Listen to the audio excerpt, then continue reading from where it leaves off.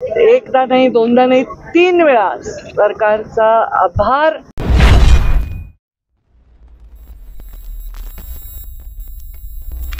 आज महाराष्ट्र दिन आहे आणि महाराष्ट्र दिनाच्या मी समस्त महाराष्ट्रातील आपल्या सर्व चॅनलच्या व्ह्युअर्सना मनापासून शुभेच्छा देते.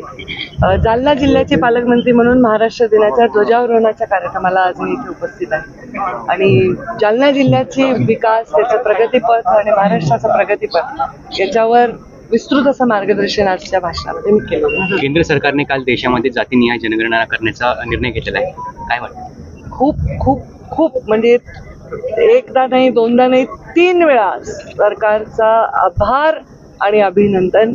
अत्यंत महत्त्वाचा, अनेक वर्ष ज्याची प्रतीक्षा होती या देशाला तो निर्णय प्रधानमंत्री नरेंद्र मोदी यांच्या नेतृत्वात सरकारने घेतलेला आहे. मला त्याचा खूप आनंद वाटतो आणि मला आठवतंय मुंडे साहेबांचं ते भाषण, जेव्हा त्यांनी सांगितलं होतं की या देशामध्ये जातीनिहाय जनगणना झाल्यानंतर एक वेगळं चित्र किंवा एक योग्य चित्र सगळ्यांसमोर येईल.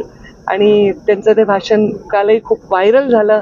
त्यांची आठवण तर आलीच आली, पण या महाराष्ट्रात, या देशात अनेक लोकांनी वेगवेगळ्या राज्यामध्ये यासाठी संघर्ष केला, याच्या मागण्या केल्या, वेळोवेळी विचार व्यक्त केले. त्या सर्वांचे मनापासून आभार आणि सरकारचे तर त्रिवार आभार आणि अभिनंदन. पर्यावरणासाठी काय काम चालू आहे जालन्यात? आता तुम्ही भाषणात उल्लेख केला, भरपूर कामं चालू आहेत. पर्यावरणामध्ये भरपूर कामं चालू आहे असा उल्लेख नाही केला मी. असा उल्लेख केला की वसुंधरा दिन होता 22 एप्रिलला. 22 एप्रिल ते 1 मे असा आम्ही एक पर्यावरणाचा आठवडा पूर्ण राज्यामध्ये आव्हान केलं होतं. त्याच्यामध्ये पर्यावरण हे असं खातं नाही जिथे एक बजेट आहे आणि एक मार्ग तयार केला आणि तुम्हाला दाखवता आला.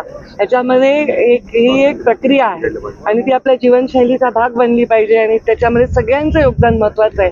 कारण पर्यावरणाचा ऱ्हास प्रचंड झालेला आहे, त्याचा परिणाम सगळ्यांना भोगावा लागतोय. एक जनजागृतीसाठी सुद्धा आम्ही हा आठवडा समर्पित केलेला. मॅडम, एकीकडे तुम्ही ही सगळी जनजागृती करताय आणि दुसरीकडे सामाजिक संस्थांना उपोषण करावं लागते की अतिक्रमण हटवण्यासाठी.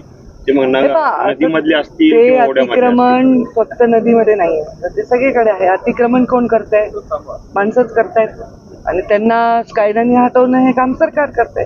की काही असं जगा वेगळं इथे नाही. आणि कुठेही बाहेरच्या देशात जरी गेलं ना तरी आपल्याला ही परिस्थिती दिसते. शासनाने कडक कारवाई करून अतिक्रमण हटवली पाहिजे. जालना जिल्ह्यात 57 कोटी रुपयाचा घोटाळा झाला. शेतकऱ्यांचं जे अनुदान होतं गारपीट ते अधिकारी आणि कर्मचाऱ्यांनी टाकल्याचं ते मला तसं असेल तर लेखी तक्रार कोणी दिली तर मी त्याच्यावर पूर्ण तपासण्याची संबंधित विभागाला विनंती करेन. तपासणी करा. शेवटचा प्रश्न मला जजेस बरोबर उद्घाटन आहे कोर्ट. मनोज जरंगे यांनी काल पुन्हा मुंबईला जाण्याचा इशारा दिलेला आहे आणि त्यांनी सरकारला साथ घातली की 6 जून पर्यंत आमच्या मागण्या पूर्ण करा, नसता आम्ही 28 ऑगस्टला अंतरवालीतून मुंबईच्या दिशेने प्रस्थान करू आणि 29 ऑगस्टला मुंबई येथे आझाद मैदान किंवा मंत्रालयासमोर आम्ही उपोषणाला बसणार आहे. सरकारने त्यांच्या मागण्याचा सहानुभूतीपूर्वक विचार करावा आणि मी जसं सांगते नेहमी वेळोवेळी चौकटीत कायद्याच्या राखून सन्मानपूर्वक त्यांना न्याय द्यावा.